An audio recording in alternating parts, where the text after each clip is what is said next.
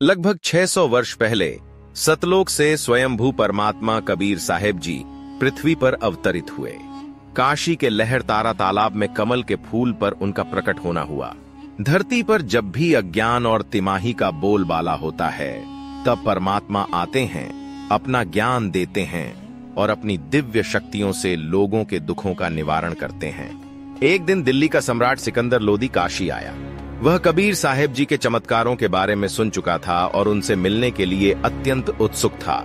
जब उसने कबीर साहेब की शक्ति और दिव्यता का अनुभव किया, तो वह पूरी तरह से प्रभावित हो गया और तुरंत अपने सैनिकों को आदेश दिया कि कबीर साहेब जी को सम्मान के साथ उनके घर तक ले जाइए। लेकिन सिकंदर लोदी के धार्मिक गुरु शेख तकी, जो अपने धर्म को सर्वोत्तम मानता था, कबीर साहेब की बढ़ती प्रसिद्धि से जलने लगा। उसकी नफरत और घमंड ने उसे एक खतरनाक कदम उठाने पर मजबूर कर दिया। उसने एक तंत्र विद्या मुठकरनी कबीर साहेब जी को मारने के लिए भेज दी। सभी ने देखा कि शेख तकी की तंत्र विद्या कबीर साहेब को छू भी नहीं पाई। यह तंत्र विद्या पास खड़े एक कुत्ते पर गिर गई और वह तुरंत मर गया। यह देखकर सबके होश उड़ गए। कबीर साहेब मुस्कुराए और निश्चिंतता से कुत्ते के पास गए। उसका कान पकड़ा और कहा, उठ बेटा, अब जो हुआ वह वापस लौटकर वही करने वाले को मिलेगा। फिर क्या था, कुछ ही क्षणों में वह कुत्ता जीवित हो गया। जैसे ही कबीर साहेब ने ऐसा कहा, तंत्र विद्या उसी पर लौट आई जिसने उसे छोड़ा था और फिर शेख तकी वहीं गिर पड़ा। उसकी सांसें थम गईं। यह देखकर शेख तकी के साथी मौलवियों और काजियों के होश उड़ गए। वे सिकंदर लोदी के पास दौड़े और चिल्लाए, यह संत नहीं, यह जादूगर है। इसने हमारे पीर शेख तकी को मार डाला। राजा सिकंदर लोदी ने गुस्से में आकर अपने सैनिकों को आदेश दिया, कबीर को पकड़ लाओ। सैनिक कबीर साहेब को पकड़कर दरबार में लाए। राजा जानता था कि कबीर साहेब एक शक्तिशाली संत हैं, लेकिन उसने फिर भी विनम्र स्वर में कहा, कबीर जी हमारे पीर शेख तकी को क्षमा करें और उन्हें जीवन दान दें। कबीर साहेब ने शांति से उत्तर दिया, राजन, मैंने कुछ नहीं किया, यह उनके अपने कर्मों का फल है। कबीर साहेब जी शेख तकी के पास गए, उसका मृत शरीर देखा और उसे हल्के से ठोकर मारी। उन्होंने कहा, उठो पीर जी, तुम्हारे राजा परेशान हो रहे हैं। और देखते ही देखते शेख तकी जीवित हो गया।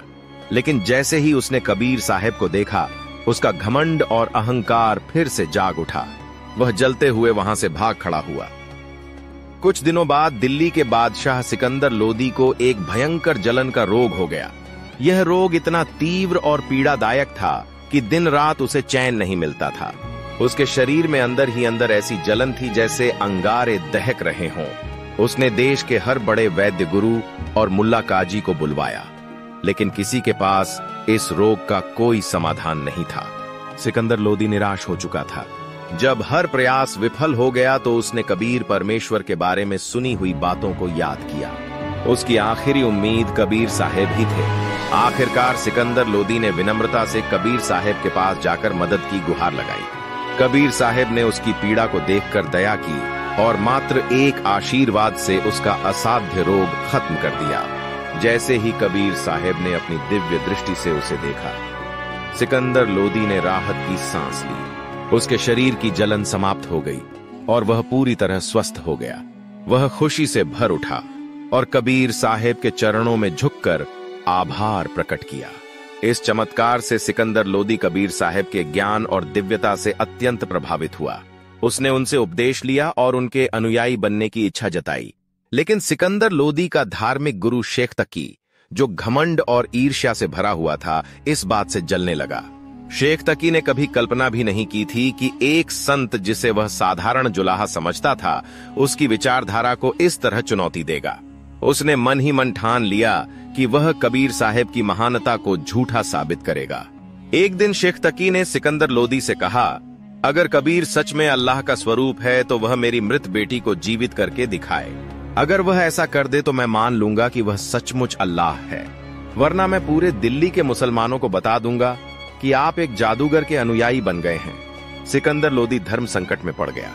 वह एक तरफ कबीर साहेब की दिव्यता को जान चुका था, तो दूसरी तरफ अपने धार्मिक गुरु की बातों से दबाव में था।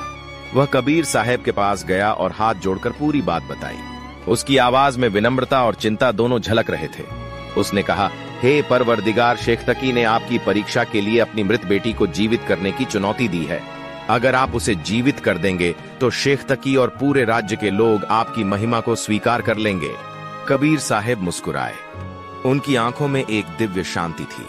उन्होंने कहा, राजन चिंता मत करो, जो जीवात्मा जहां भी है वह मेरे आदेश से वापस आएगी। जाओ और शेख तकी से कहो कि वह अपनी बेटी का शव लेकर आए। शेख तकी अपनी मृत बेटी का शव लेकर दरबार में पहुंचा।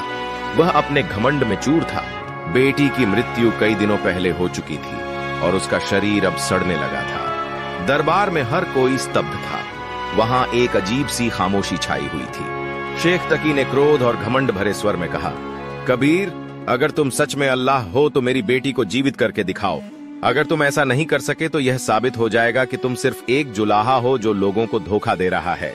कबीर साहब शांत भाव से शव के पास गए। वहां खड़े सभी लोग सांस रोके यह दृश्य देख रहे थे। कबीर साहब ने मृत शरीर की ओर देखा और गहरी आवाज में कहा, हे जीवात्मा, तू जहां भी है, कबीर के हुक्म से वापस आ और इस शरीर में प्रवेश कर। क्षण भर में सबकी आंखें आश्चर्य से फटी रह गईं। मृत लड़की के शरीर में अचानक कंपन हुआ। उसने अपनी आंखें खोलीं और देखते ही देखते वह उठकर बैठ गई। उसका शरीर पहले से अधिक सुंदर और स्वस्थ लग रहा था। यह दृश्य देखकर हर कोई अवाक रह गया। लोग चिल्लाने लगे, कबीर साहब ने कमाल कर दिया, कबीर साहब की जय हो। लड़की ने कबीर साहब के चरणों में गिरकर प्रणाम किया। उसकी आंखों में कृतज्ञता के आंसू थे। उसने कहा, हे परमात्मा, आपने मुझे जीवन दान दिया है। मैं अपने पिछले जन्मों के पापों के कारण मरी थी। आप मुझे यमराज के दरबार से छुड़ाकर लाए हो। शेख तकी मेरा पिता नहीं है, आप ही मेरे सच्चे पिता हैं। यह सुनकर दरबार में सन्नाटा छा गया। शेख तकी का घमंड पूरी तरह टूट चुका था। कबीर साहब ने लड़की का नाम कमाली रखा। इस चमत्कार के बाद सिकंदर लोदी और दरबार के सभी लोग कबीर साहब की महिमा को समझ गए। कबीर साहब ने सबको यह शिक्षा दी कि घमंड और अज्ञान हमें सत्य से दूर कर देते हैं। सत्य केवल वह है जो प्रेम, ज्ञान और दया पर आधारित हो।